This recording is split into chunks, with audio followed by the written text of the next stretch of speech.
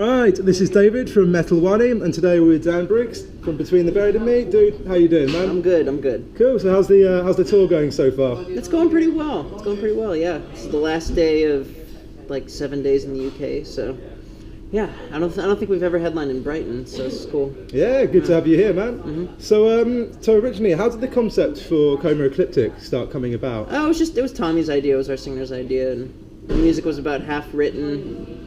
And he had a couple ideas, and that was one that stuck, and he kind of went with it. Yeah. So how long does it take to develop such a long kind of concept album? Is it quite quick for you guys to do that kind of thing? Or? Yeah, we wrote together for like 2.5, 3 months or whatever. But some of the songs came in full and were written, matter of months before that or whatever. It's our touring cycle for an album is 2 or 3 years, 2.5 or whatever, and during that time you're poking around at home by yourself, working on a bunch of different stuff, and some stuff clicks that you still like a year later, and then a year after that, once you start writing, then you have some solid pieces to work with. So, but all working together, really just a couple months. I mean, we work really quickly. I see. Yeah. So you're developing like the musical concepts over kind of quite a period of time. Then. So does that mean then the lyrical ideas, does that come later?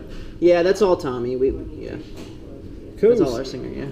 So how's the actual reaction been to the fans in comparison to like your old albums or your last kind of like double? It's been great. I mean, it charted higher than any of our other records, and it seems pretty positive so far. Does that come as a surprise to you at all, seeing it kind of chart higher these days, especially considering the way like downloads and like album cycles and stuff work? And no, I don't know. I mean, we've built a fan base over the last 15 years that just keeps growing, keeps amassing. So, I mean, we see it in our shows. I mean, especially in America. I mean, I feel like we're still playing catch up overseas, but we're fortunate that people stuck with us and allowed us to kind of grow in that time and do our thing, and it's awesome. I mean, we're very fortunate. Yeah, definitely. So you guys tend to experiment quite heavily with new sounds. Like, how naturally does that come to you? Very guys? natural, and that's the whole thing. That's the whole thing we've tried to do throughout our career, and we couldn't have made this record 10 years ago. We had to do everything along the way to kind of make it as natural of a transition as possible.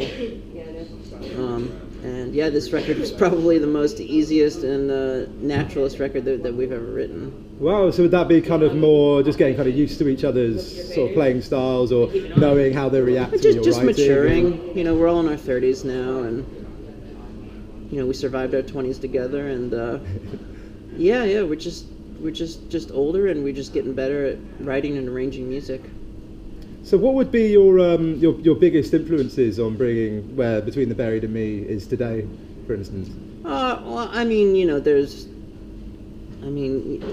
influences that, like musical influences that have been influences for just a really long time.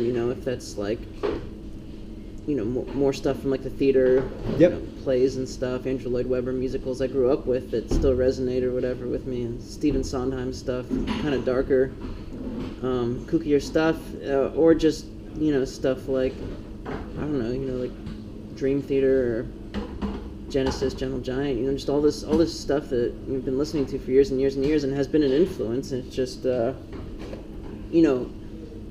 writing the record that we did, trying to push it in more of a theatrical, melodic kind of nature, those influences kind of came out a little bit more. Do you have any kind of modern bands that are influencing you at all, or bands from sort of the last 10 years or I so? really like Haken. Yeah. I think they're awesome. I don't know. I mean, I don't listen to like modern metal. I'm not very interested in it. There's very little that sparks my ear, and I think is really interesting. As far as like American hardcore, I love Code Orange. I think they're a totally original band. Probably the only like original heavy band that I actually listen to and really like.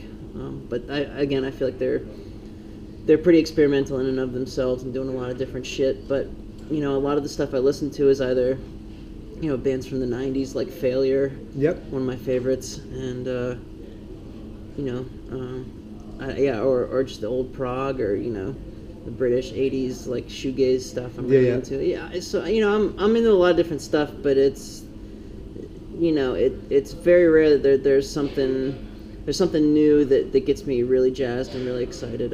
Stephen Wilson put out a great record this year, and Ghost just put out an awesome record.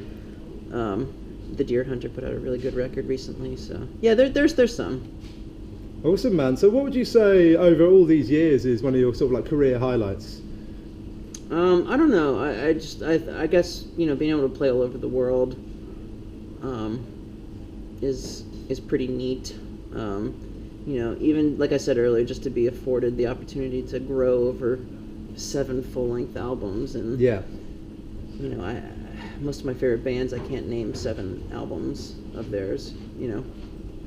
So that's pretty cool. I mean, a lot of bands don't have that opportunity, so we've been very fortunate. Yeah, man. So where would be your kind of favorite places in the world to tour, or where are your favorite kind of memories of having toured? I mean, we love, America's our home base, and it's grown so exponentially over the years, and it's just fucking awesome. And Canada and Mexico are, just the whole North American area has just been incredible. And Australia is a place that's very friendly to go to. That I feel like from the first time we went, the crowds were just awesome. Didn't have to work very much. And Japan, which we're going back to in February 2016, which will be a lot of fun. It's the first time on the new record, obviously, that we've been there. And honestly, the first time, I guess we probably went on the last record. I don't know why, I can't really remember. The years are just kind of like blending together, you know what I mean? But we love, those places have been a lot of fun and really easy and really just supportive, great, awesome crowds of people.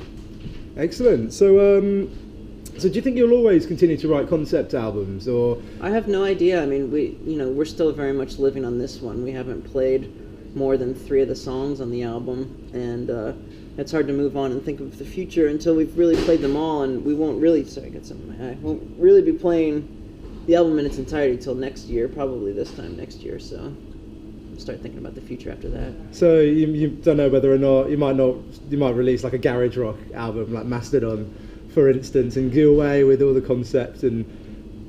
I don't know, yeah, we'll see. So you've also got a tour with Enslaved and Intronaut coming up in the US. What's your feelings towards that? That's gonna be fucking awesome, probably. It's quite an interesting match of bands, actually, isn't it? Yeah, a lot of different progressive groups, which is that's kind of how we try to put together our tours. We like to work with forward-thinking bands that are kind of reaching from all these different areas. Native Construct is kind of like Haken, where their influences are more melodic prog. Yeah. Which is really neat. And Intronaut's a band we toured with before, and they're fucking awesome. They're kind of doing their own thing.